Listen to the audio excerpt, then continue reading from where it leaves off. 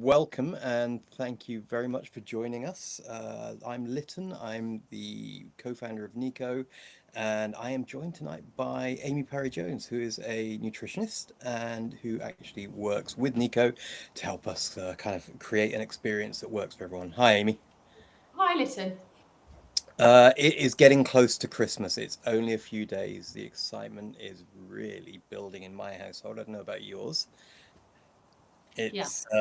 It's a heck of a time. So I think what happens every Christmas in my life, I've been in the weight loss industry for a little while, and I'm moving more into metabolic health now. But people always ask questions about how am I going to cope at Christmas? And different people have different answers, and I think that the big thing is there's food everywhere, routines are broken, but people are always a bit stressed and worried about what they're going to do at Christmas.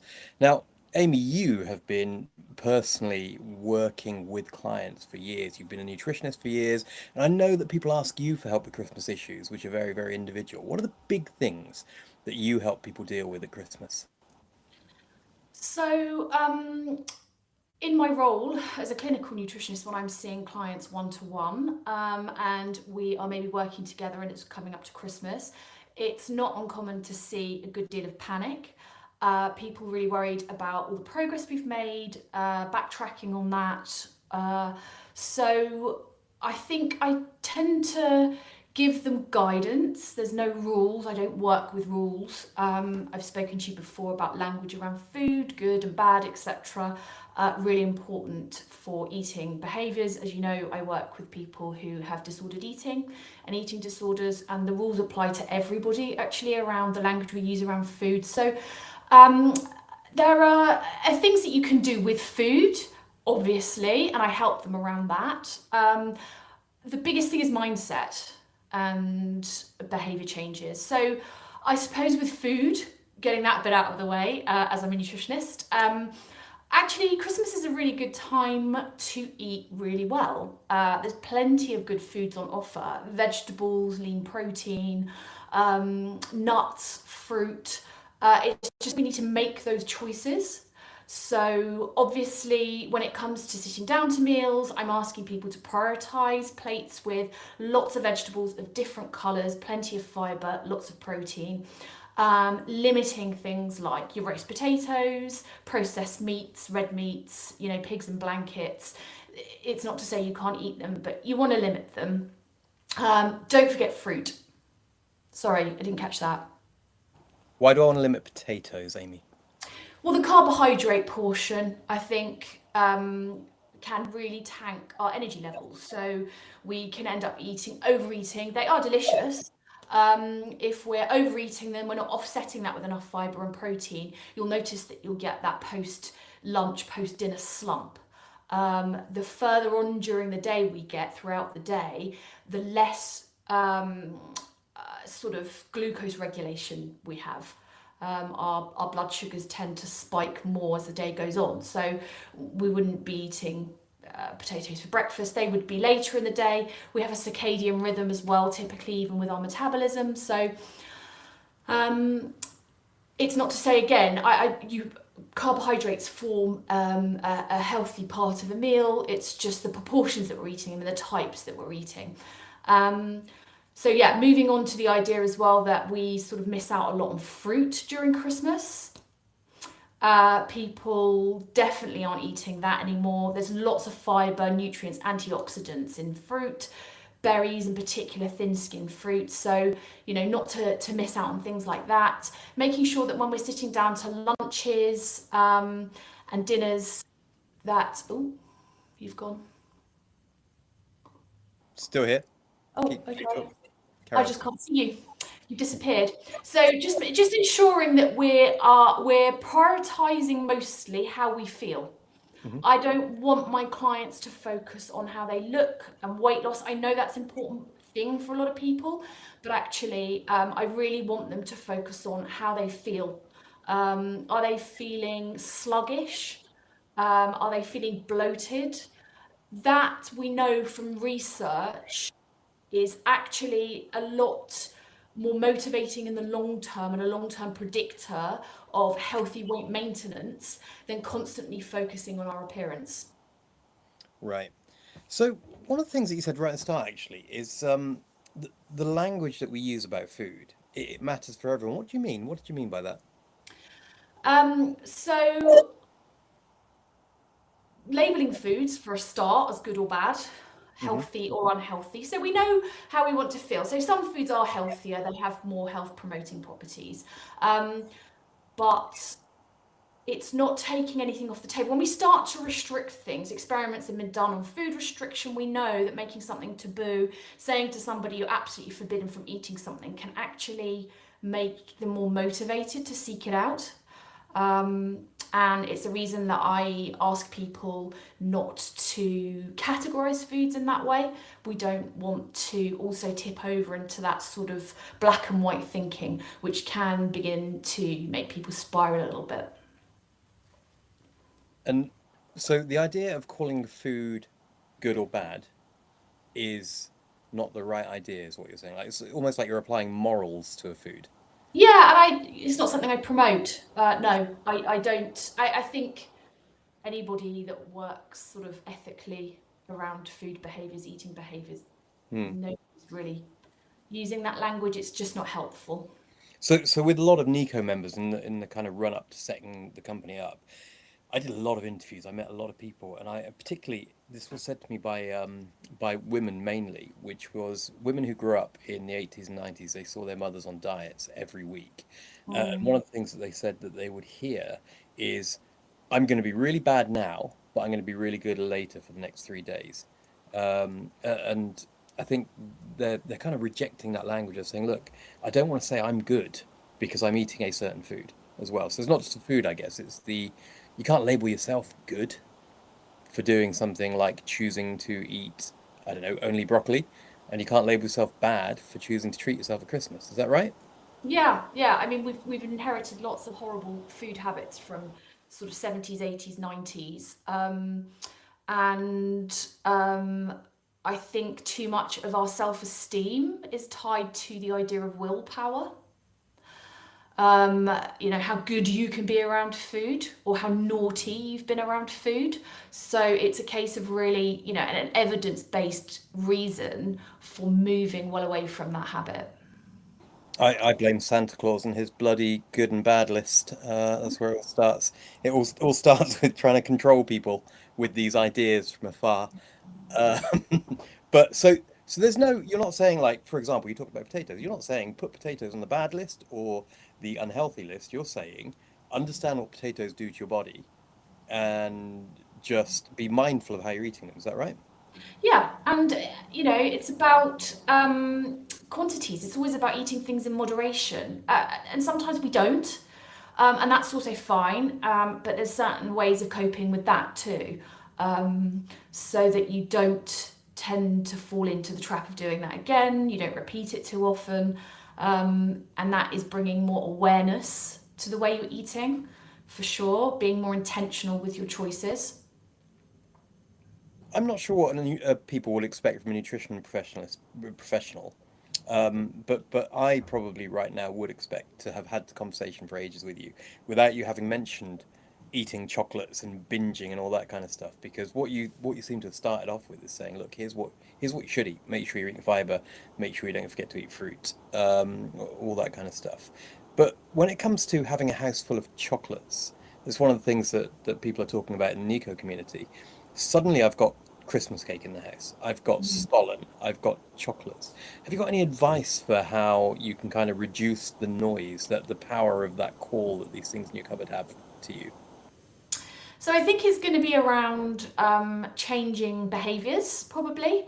So for a start, again, I think we have to just go back to mindset and bringing attention, awareness to what we're doing all the time. And that starts well before Christmas and before this food is even in your house. How much of it do you need, realistically? There are crazy statistics around the amount of waste following Christmas, at Christmas, the amount that people throw away in January in a bid to sort of become a new person.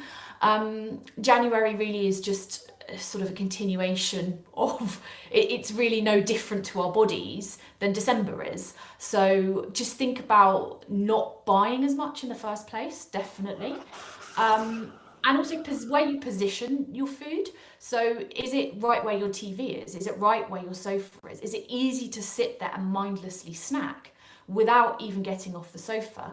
We, in the last few years, have actually moved where we store our snacks at home because it was becoming, I mean, we would literally get the kids as well to go over to this cupboard. So we wouldn't even get up.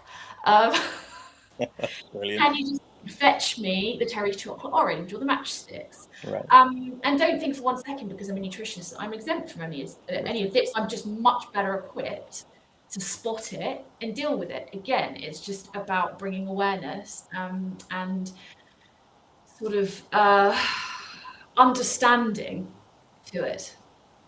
Right. So if you do, like, you're eating matchsticks, and matchsticks, which are really weird little things. They look like meat sticks, but really they're full of mint. Mhm. Um, Yep.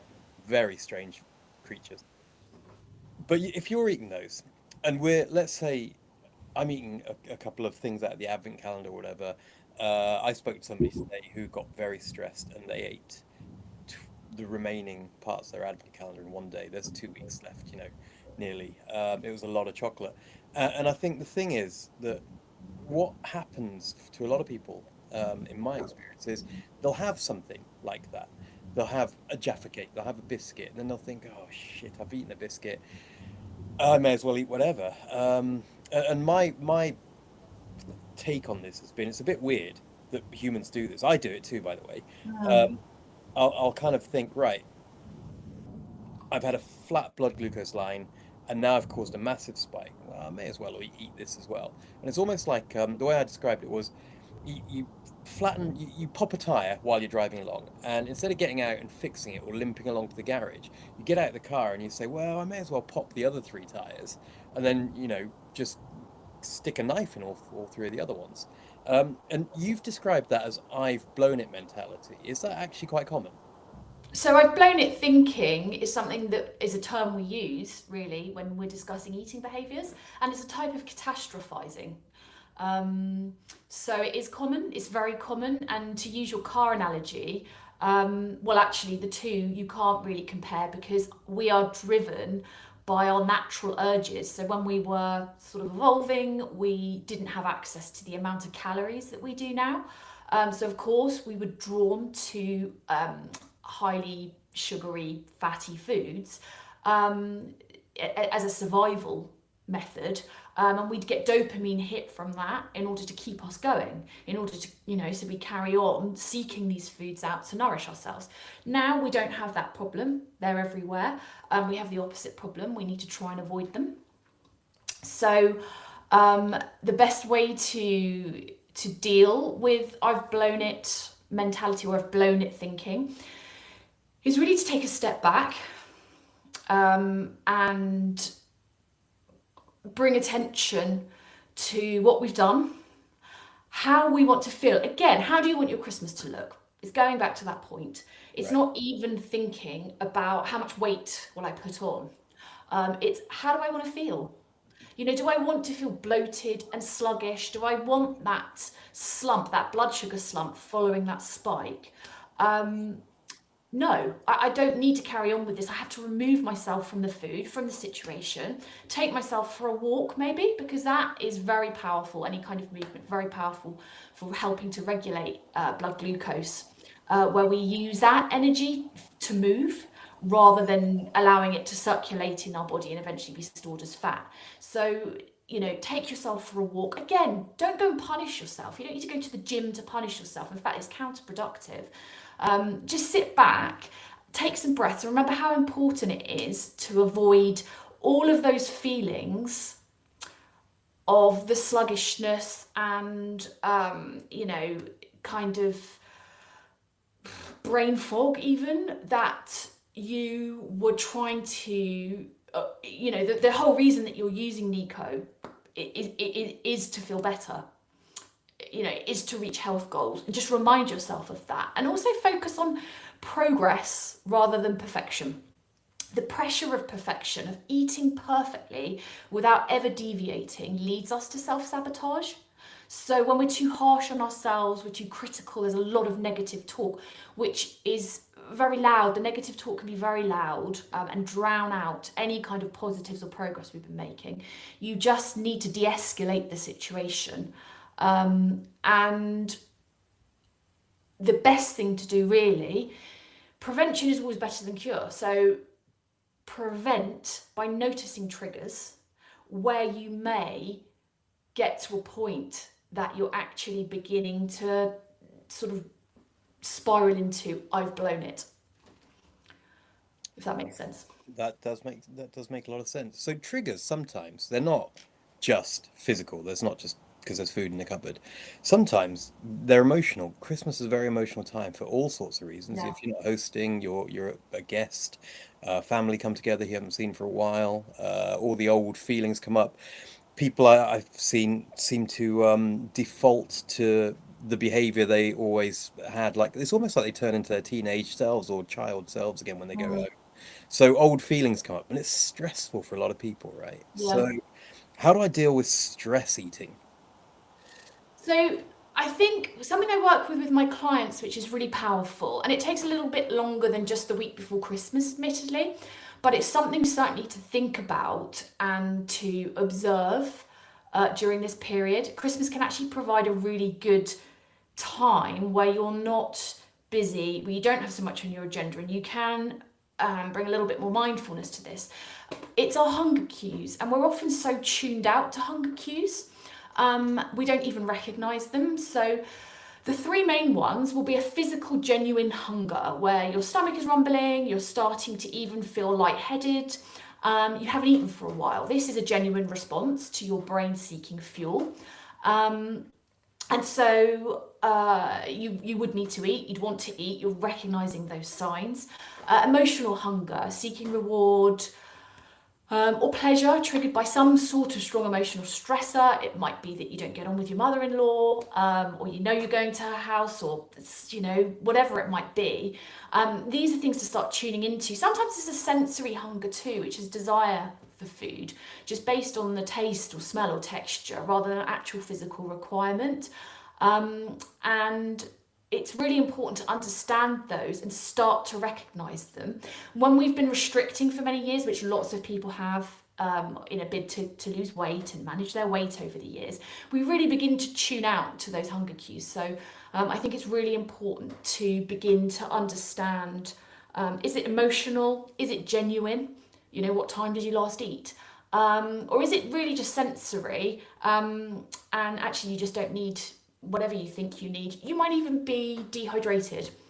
So it's just beginning to ask questions of what's going on.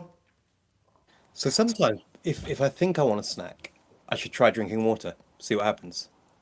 Sometimes you might be dehydrated. At least think about when you last had water. Okay. Um, it's not uncommon at all, actually. And the phrase sensory hunger is ringing a bell because there are things for me, for example, there's a certain shade of purple that makes me crave chocolate because of Okay. years and years of Cadbury's marketing, I think.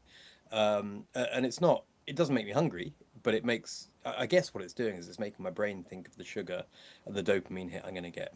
Yeah. Um, I don't necessarily have that if I think about raspberries, which would be a different choice for me to make, maybe a slightly more fiber filled one than a Cadbury's chocolate bar. So different types of hunger that we can observe and we can kind of deal with differently. I mean, is it realistic that somebody can learn or train themselves to realize what kind of hunger they've got? Yeah, and it happens with my clients, and it happens over sort of with some people a matter of months. Some people get it more quickly, particularly if they've not been really restricting over the years and completely ignoring all of their hunger cues, telling themselves they're not hungry. You can't possibly be. We know that restriction actually leads to, and plenty of research has shown us this, it leads to obsessive food thoughts. And so you can imagine that over the years, you really have no idea what's going on when you need to eat. A lot of people are like, right, 3 meals a day, regardless. I mean, they might not be hungry in the slightest, but they're still eating breakfast, lunch, and dinner. And so, yeah, that is actually where my clients really begin to see the food noise alongside other interventions we're making with food recommendations. But that's where they really begin to see the food noise begin to like reduce.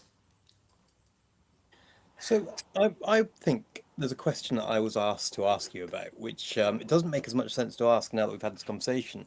The question I was asked is, what foods would you never eat at Christmas as a nutritionist? But is there a list of things that you wouldn't eat? Only because I don't like them. So Right. I don't like parsnips. I can't stand them. I never have done. So I wouldn't eat them. Gosh, is there any? No, I love a pigs in blankets. I eat plenty of those. Okay, so pigs in blankets, there's a good one. That is a processed food, right? And it's got Yeah, things like nitrites in it that people warn you about. Um, tell me why that isn't something I should avoid.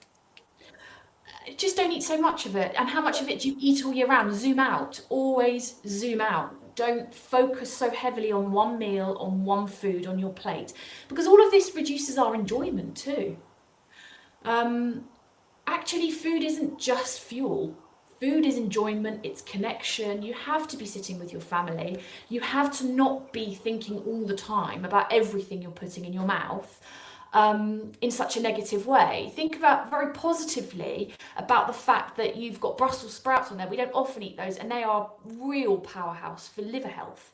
And detoxification, and think about all the lovely sort of beta carotene in the carrots, and the fact that we don't, if you eat carrot and swede mash, it's swede you hardly ever eat. It's a fantastic root vegetable this time of year. Um, and obviously, don't eat an entire tray in one sitting of pigs in blankets, but do enjoy the ones you are eating. Right. So let's ask you about chocolates. Are there chocolates that you would recommend if I wanted to eat a lot of chocolate over Christmas, would you rather eat one kind of chocolate over another kind of chocolate? I mean, I'm going to say dark chocolate, aren't I? Why is At that? least 70% minimum.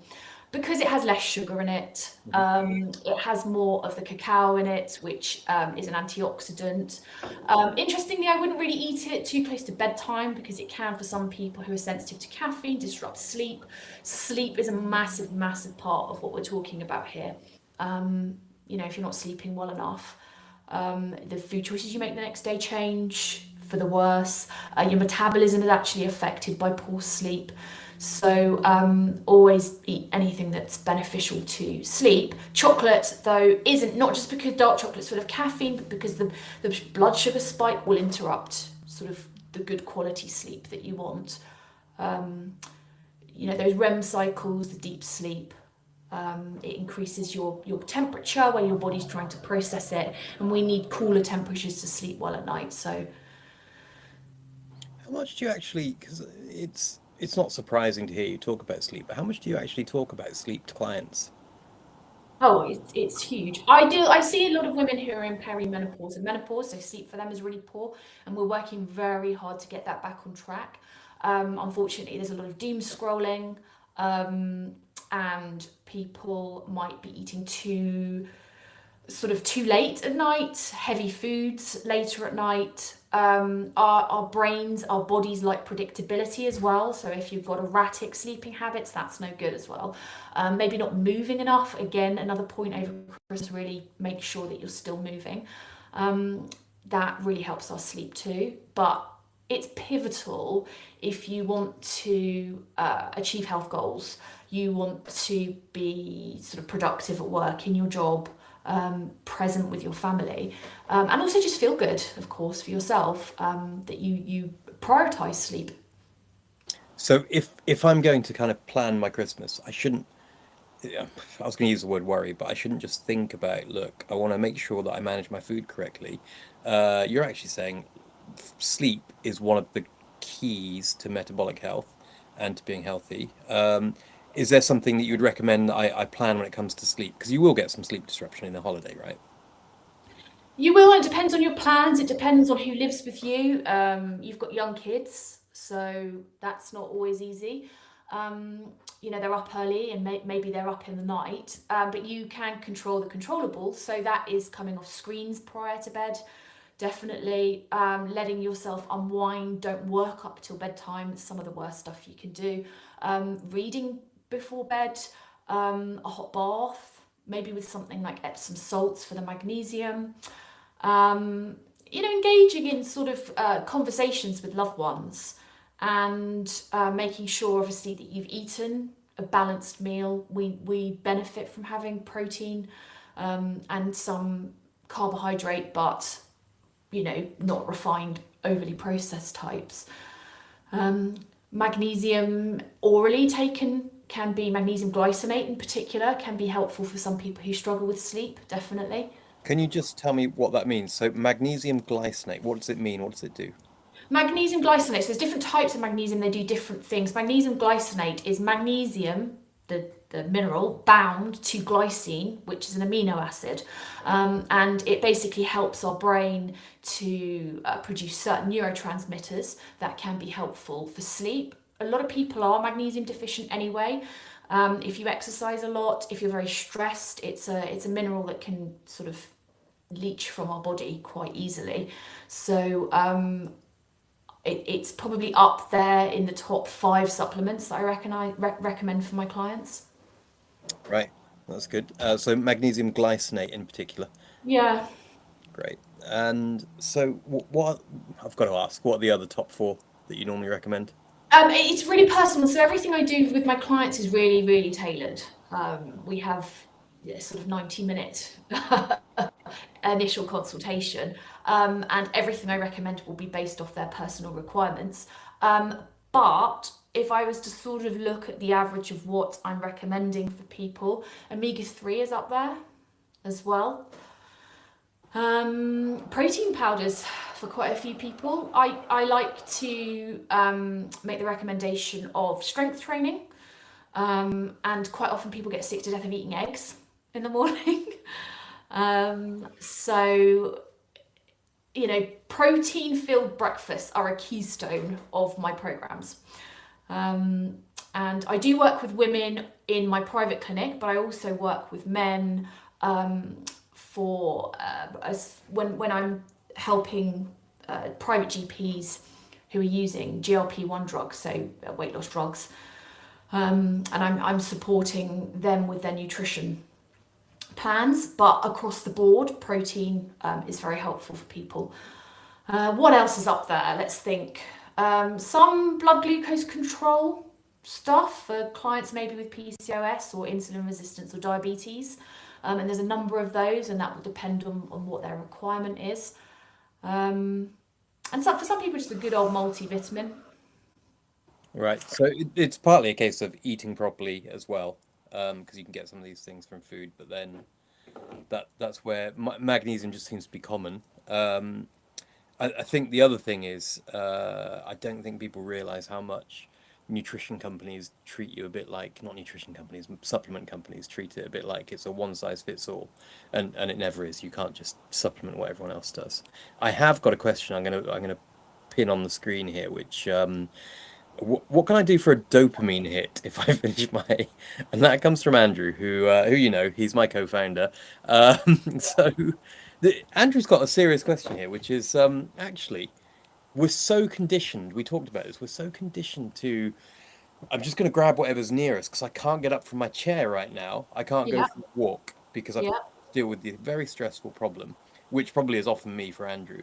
So I've just got to deal with it. What else can you do beside, the normal thing you do, eat sugar or whatever?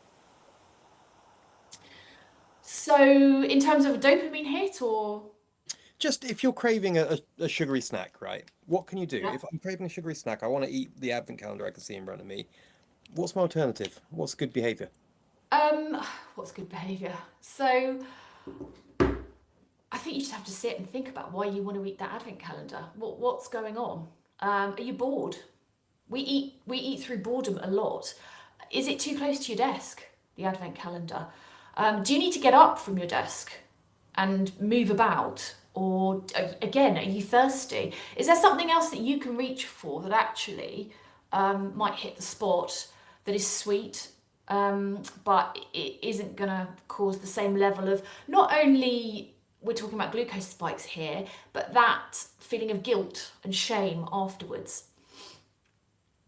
And that feeling of guilt is quite particularly strong as well. I think one of the things that I love, Helen has just said here: brush your teeth instead of going for the chocolate, which I think is a nice old school weight loss technique that I've heard lots of people talk about. If you brush your teeth at a certain time, it will make you not want to eat something because the next thing you eat is going to taste crap, because it's going to taste of toothpaste. Although honestly, I would still eat lots of stuff through toothpaste in the old days when I'd snack all the time. Going back to guilt, shame, one of the worst things that I find at Christmas that is attached to guilt and shame is waking up with a hangover and thinking, "Oh crap, I've done it again." Yeah. Um, when it comes to hangovers, do you know how to avoid them? Don't say the obvious one, which is don't drink. Is there a way to control them? Um, I mean, it's not an issue when you're young, is it? So, get younger isn't an option. Be younger. No, really, I think obviously limiting the amount you drink, and also mixing. So have a drink and then maybe have something soft, a soft drink, or even a glass of water. Um, the next day, I think you just want to you want to stay hydrated. Things like green tea can actually be really helpful due to the amount of antioxidants in them. Again, vegetables like cabbage, broccoli, sprouts, they're cruciferous vegetables. They have compounds in them that help us flush through the liver toxins through. But most people don't really want to eat those foods on a hangover. So actually, I think alcohol as well is the one thing that in recent research they can agree that it's only bad for us, I'm afraid. Right. So all the things you read about here is how much alcohol will be good for your health and whatever in the papers. You're saying that there just isn't an amount that's good for you. No, no. And I think previous research has looked at drinking moderately, and some people actually are healthier than some people who drink moderately are healthier than people who don't drink at all. And I think they've debunked those studies. Really, they're kind of flawed. Um, there are compounds in red wine that we know about, resveratrol.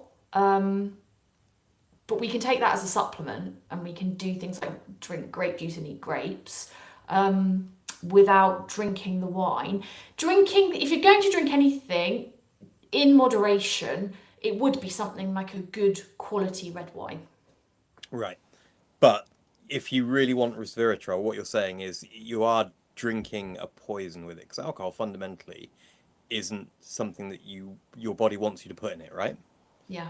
I mean, it is a poison, and it's the reason that it has that effect on your brain. Right. The feeling of being drunk, you've been poisoned, basically. So I Um, don't have any good news on that front, I'm afraid. all right. So you haven't got any tips or tricks. When it comes to alcohol and kind of spiking your blood glucose. One thing that people do talk about is how when they put on a energy sensor, they notice that their blood glucose doesn't necessarily go up if they drink certain alcohol, but other Yeah, alcohol yeah. does do that. So what's the score with blood glucose? What happens to your blood glucose with alcohol? Well, it's something just to watch. If you're wearing a CGM, which is, what we're talking about here, then it's about just being perceptive, picking that up, observing what's happening. If it's not spiking your blood sugar, it doesn't mean that you should be drinking lots of it. What can happen with alcohol is that we drink it, and sometimes it does spike your blood sugar, but then actually your blood sugar overnight can fall very low. It's really all to do with how the body is metabolizing. Its preference is over anything, is to metabolize a poison. And that's the same, it goes for something like taking paracetamol, etc. And always try and shift it out your system. And so all other processes, such as mobilizing fat for burning as energy, goes out the window, and you can start to, I mean, I think if it's a one-off, if you're regularly drinking, it's something to really reflect on. But as a one-off, it's not something to panic about and feel guilty about. Great. I'm bringing up another question from Leslie, who has joined us. Do you believe in moderators? I think we're going back to sweet foods here. Probably does apply to alcohol as well. Do you believe in moderators versus abstainers? Can you Yes. speak about this at all, about the ideal? Leslie finds that she does best when she abstains completely and she has zero cravings or inklings to eat sweet things. What do you think? It is it viable long term is what I'd ask. Is there a way, and that's only something that you can know as an individual. Again, I work with my clients on a very personalized basis to figure out these things because this is going back to behaviors again. But my advice really would be to bring more presence to what you're doing and really observe and even note. So my clients are running food diaries for me, but they're not just looking at the food intake, they're looking at triggers and habits and symptoms as well. And it's that process is really, really powerful. So I do believe that some people can abstain entirely. Whether that's sustainable for the long term, I'm not sure. And whether, if it is sustainable, there's not many people that can do that. Most of us need to work out a way to moderate what we do. Now, you've got a family. I think you've got three children, and that must be quite a handful. It's one more than I have. Two is enough, my goodness. Yeah. What is your plan for Christmas? How do you get through it? Does it stress you out? What's your game plan? It doesn't stress me out anymore. I look forward to it now without really thinking too much. I've sort of become so kind of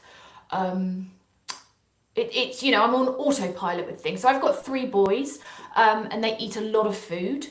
We have a lot of food in the house, and we will always sit down to eat together. But quite often, I'm eating a different version to what they're eating. So, as an example, Christmas morning, we always have breakfast, and they will have English muffins with scrambled eggs and smoked salmon.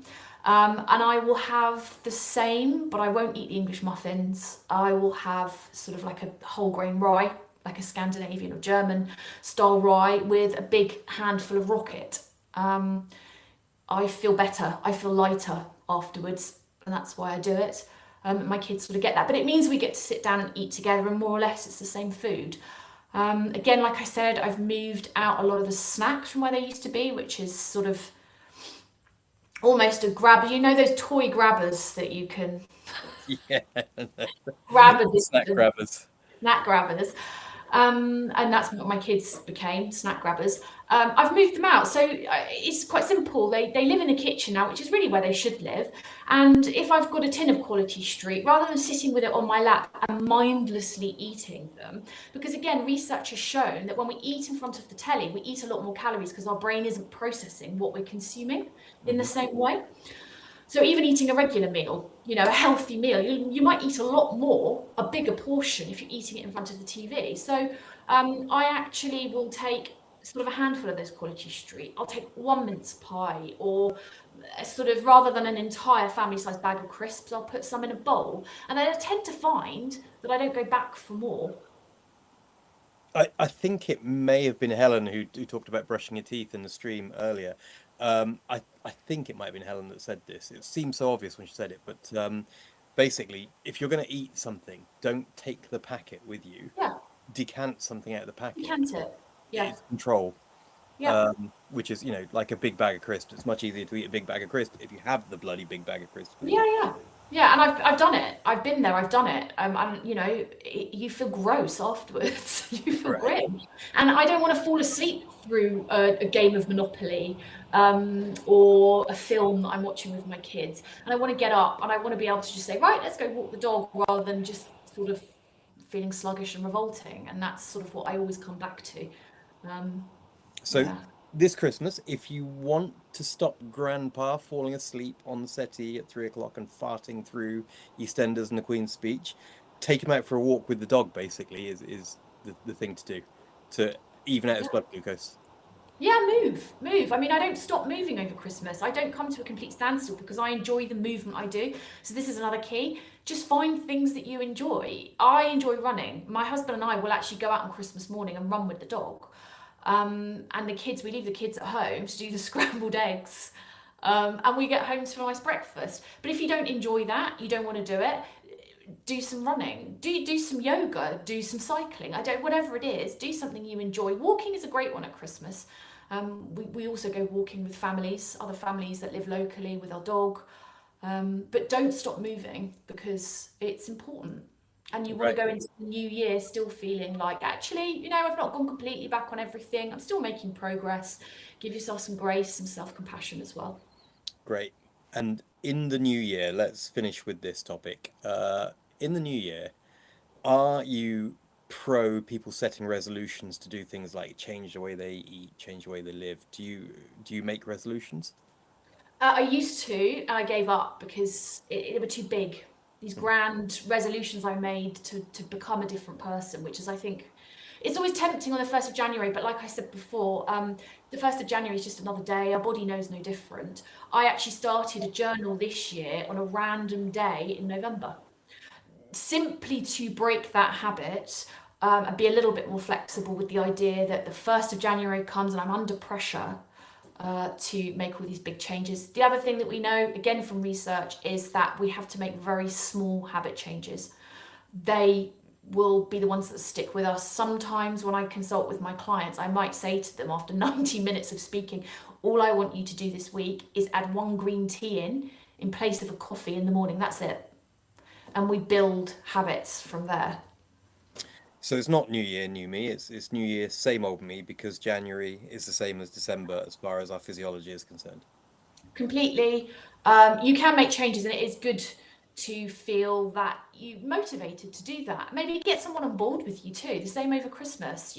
Really, really helps if you've got people that know what your priorities are, the changes that you're making, to have someone in your corner. And why not? Because it would, benefit their health too. Quite often, my clients will get their partners on side or their children or whatever. But don't think that you are going to become in January a completely different person. You're just putting yourself under more pressure Mhm. to do things that aren't likely to stick. So start in a random day in January, or start with something ridiculously small that makes you laugh, and agree with yourself to just stack those habits from there. Excellent. So I think, Amy, the biggest thing that you've said that really makes sense to me is when you're looking at the things that you're going to do this Christmas, the decisions that you're going to make, uh, avoid this I've blown it mentality and put it into perspective by zooming out. I think zoom out and look at what you're going to do for, I mean, the rest of the year, the rest of Yeah. the time you spend, which is not, it's not always going to be Christmas. It's one meal or it's a few meals. And control the controllables, I think you said. Control what you can control.